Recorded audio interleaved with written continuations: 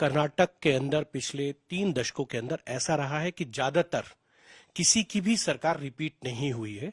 वो घड़ी के पेंडुलम की तरह हमेशा नतीजे आते हैं, एक बार आपके फेवर में आते हैं तो दूसरी बार कांग्रेस में, और तीसरी बार जेडीएस या तो आपके साथ मिलकर सरकार चलाती है या फिर कांग्रेस के साथ। इस बार किस तरीके से देखते हैं? इस बार भारतीय जनता पार्टी की दोबारा पूर्ण बहुमत के साथ सरकार आ रही है और मैं तथ्यों के आधार पर कह रहा हूं। किसी को विश्वास, कभी लंबे समय से उत्तर प्रदेश में भी भारतीय जनता पार्टी की दोबारा सरकार आई है तो मोदी जी के नेतृत्व में, और जब वहां योगी जी मुख्यमंत्री रहे। उसी तरीके से उत्तराखंड में भी हमारी दोबारा सरकार आई है। गोवा में हम तीसरी बार सरकार में आए, मणिपुर में हम दूसरी बार सरकार में आए, नागालैंड में हम दूसरी बार सरकार में आए। ये नई परंपरा भारतीय जनता पार्टी मोदी जी के नेतृत्व में हर प्रदेश में भारतीय जनता पार्टी को आशीर्वाद मिल रहा है। यहाँ कर्नाटक में भी लंबे समय बाद, क्योंकि चुनाव जब हो रहे हैं तो यहाँ भी भारतीय जनता पार्टी दूसरी बार पूर्ण बहुमत के साथ आ रही है, ऐसा मेरा विश्वास है। लेकिन कुछ वादे आपने आज कर्नाटक की जनता को किए हैं अपने घोषणा पत्र के अंदर। आपने कहा कि हर परिवार को अंशरी मिलेगा 5 किलो, आपने कहा नंदनी दूध मिलेगा आधा लीटर, साथ ही साथ आप कह रहे हैं कि 25,000 रुपए जो है वो तीर्थ यात्रा के लिए मिलेंगे। आप कह रहे हैं कि महिलाओं को फ्री पास मिलेंगे, 30 लाख महिलाओं को। उसका सिलेक्शन आप कैसे करेंगे? सवाल यह है कि अपोजिशन कह रहा है अगर हम दें तो फ्री बीज, आप दें तो आप कहते हैं कि ये गरीब कल्याण।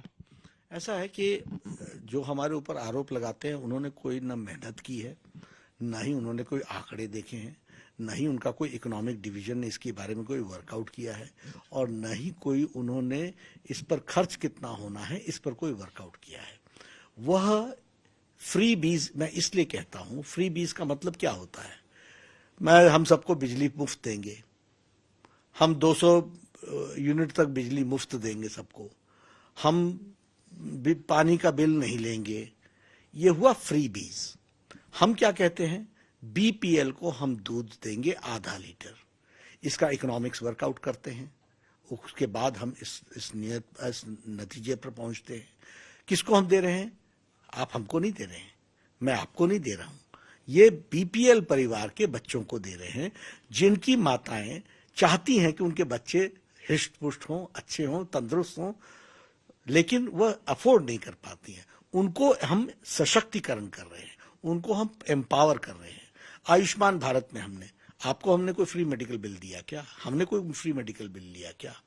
रेड़ी वाला, फेड़ी वाला, रिक्शा वाला, ठेला वाला, बस का ड्राइवर, बस का क्लीनर, ट्रक का ड्राइवर, ट्रक का cleaner, auto driver, lift man, barber, बाल काटने वाला, रैक पिकर, कूड़ेदान से प्लास्टिक इकट्ठा करने वाला, ऐसे गरीब लोग गंभीर बीमारियों से लड़ने में अक्षम हैं। हार्ट की बीमारी हो जाए, कैंसर हो जाए, किडनी की बीमारी हो जाए, ऐसे लोगों को 5 लाख रुपए का हेल्थ कवर जब हम देते हैं तो हम उस वर्ग को सशक्तिकरण करते हैं, उनको हम ताकत देते हैं। इतनी गहराई को समझने के लिए हिमांशु जी, इन लोगों को थोड़ा पढ़ना पड़ेगा। अब ये कांग्रेस पार्टी और इन लोगों को ये ऊपर ऊपर रहने की आदत हो गई, ये हवा में रहते हैं, इनको जमीनी सच्चाई की मालूम नहीं है। इसलिए ये मैनिफेस्टो इनके यहाँ एक पुलिंदा होता है, गारंटी वो दे रहा है जिसकी वारंटी नहीं हो। अब आप हमसे पूछोगे राजस्थान में क्या हुआ अनएम्प्लॉयमेंट अलाउंस का, आप पूछोगे महिलाओं को सशक्तिकरण के लिए 2,000 रुपए देना था, आज ये 6 महीने बाद इलेक्शन आने वाले हैं, क्या हुआ आपको मालूम है? छत्तीसगढ़ का क्या हाल है आपको मालूम है? तो ये लोग जब चर्चा करते हैं तो देना तो कुछ है नहीं, वायदे किए चलो, हम जब कहते हैं तो करके देते हैं। लेकिन चुनाव से पहले आपको यूनिफॉर्म सिविल कोड की क्यों याद आ जाती है नड्डा जी? उत्तराखंड के चुनाव थे, उससे पहले आपको याद आई, गुजरात के चुनाव थे, उससे पहले आपको याद आई, कर्नाटक के चुनाव घोषित हो गए, अब आप कह रहे हैं कि कमेटी बनाएंगे, नतीजे आएंगे तो हम कमेटी बना देंगे। यूनिफॉर्म सिविल कोड को लेकर आप लगातार राज्यों में जहां चुनाव होते हैं वहीं इस तरीके से क्यों कर रहे हैं? सबसे पहली बात तो हिमांशु जी, याद आई ऐसा नहीं है, जब करना होता है तब हम कहते हैं, उससे पहले बार को कहने का कोई अर्थ नहीं होता। अब हम सरकार बना रहे हैं, सरकार बनाने के समय हमारा ये एजेंडा है और ये हमारा ही नहीं है, ये संविधान के निर्माताओं का कहना था कि सभ्य समाज के लिए और सबको साथ लेकर के चलने के लिए यूनिफॉर्म सिविल कोड होना चाहिए। उस यूनिफॉर्म सिविल कोड को जहां जहां हमारी सरकारें आएंगी वहां हम उसको इम्प्लीमेंट भी करेंगे और उसकी माइन्यूट डिटेल्स को वर्कआउट करने के लिए हाई पावर्ड कमेटी बनाएंगे। ये कोई झुंझुना तो है नहीं, इसमें सारी चीजों की डिटेल्स को वर्कआउट करना पड़ेगा। समाज में समरसता पैदा होते हुए यूनिफॉर्म सिविल कोड बने, इसकी आवश्यकता होगी। अगर इन डिटेल्स को वर्कआउट करना है तो हाई पावर्ड कमेटी बैठेगी और इसको स्टेट आगे लागू करेगा, क्योंकि हम सक्षम होंगे, इसलिए हम इसको मैनिफेस्टो में कह रहे हैं। आपने यहाँ एक कह दिया कि एनआरसी लागू होगा। असम में सबसे पहले एनआरसी को लेकर काम शुरू हुआ, वहां खुद ही आपकी पार्टी ने भी कहा कि वहां जो तथ्य आए, जो डाटा हुआ वो ठीक नहीं आया, कोर्ट ने भी उसमें कई चीजें कही। लेकिन एनआरसी अब कर्नाटक में, इससे पहले आपने बंगाल में कहा था, ये एनआरसी क्यों आप चुनाव के में ले? यूनिफॉर्म सिविल कोड की बात कही है और धीरे धीरे सारी चीजों को हम आगे बढ़ाने का काम कर रहे हैं। सर, एक सवाल ये है, मुस्लिम रिजर्वेशन को लेकर आप कह रहे हैं कि जो मुस्लिम रिजर्वेशन था उसको आपने खत्म कर दिया, 4%, अब वो वोका लिगा और लिंगायत को दे रहे हैं। कोर्ट ने उस पर स्टे लगा दिया है।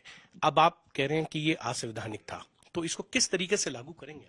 ऐसा है ना, सबसे पहली बात तो समझिए कि संविधान के निर्माताओं ने किस इंटेंशन को लेकर के रिलीजियस रिजर्वेशन को ऑब्जेक्ट किया था। आप संविधान समिति के, कॉन्स्टिट्यूएंट असेंबली के डिबेट्स को पढ़िए, अंबेडकर के विचार को पढ़िए, बड़े स्पष्ट शब्दों में प्रिंसिपली उन्होंने कहा religious reservation is not to be given in a secular state. तो इस बात को ध्यान में रखते हुए, और स्टे किया है, जजमेंट नहीं दिया है, तो स्टे तो होता ही है। अब इलेक्शन है तो उन्होंने कहा कि भाई रुक जाओ, उसके बाद जरा हम इस पर फैसला करेंगे। ये कोर्ट का अधिकार है, लेकिन हमारा अधिकार, हम तो संविधान के लेटर और स्पिरिट को पढ़ करके बोल रहे हैं ना। मल्लिकार्जुन खड़गे हैं, कुछ दिन पहले उन्होंने पीएम के लिए अपशब्दों का प्रयोग किया। आज उनके बेटे हैं प्रियांक खड़गे, उन्होंने प्रधानमंत्री के लिए और ज्यादा निचले शब्दों का प्रयोग किया। उन्होंने कहा कि वो निकम्मे। हिमांशु जी, सबसे पहली बात यह कि कांग्रेस पार्टी ऊपर से नीचे तक मानसिक दिवालियेपन से गुजर रही है और इनका स्तर बहुत ही नीचा हो गया है। इनके आकाओं को खुश करने के लिए इस तरह की भाषा ये बोल रहे हैं और खुद सोनिया गांधी जी ने जिस तरीके के शब्द का उपयोग किया है, राहुल गांधी ने जिस तरीके के शब्दों का प्रयोग किया है, तो उनके नेता जो उनके टॉप नेता बोलेंगे उसी के अनुयायी होंगे।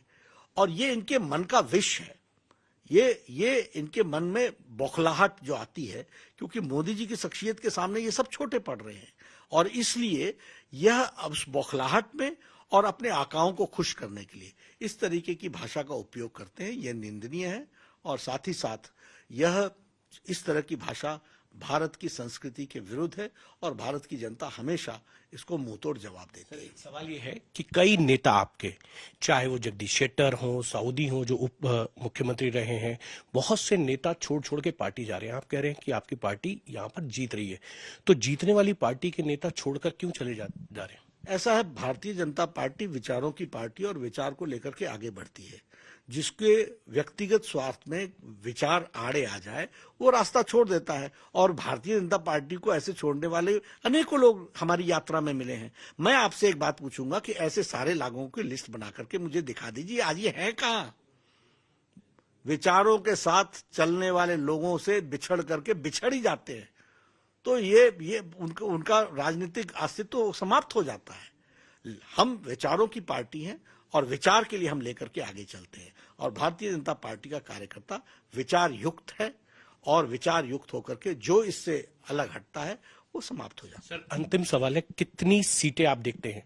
क्योंकि आप टारगेट फिक्स करके चलते हैं, मिशन रख के चलते हैं। गुजरात में आपने 150+ का मिशन रखा, कितनी इस बार आपको लगता है? क्योंकि अब तो लगभग चुनाव के आधे से ज्यादा हो गया है।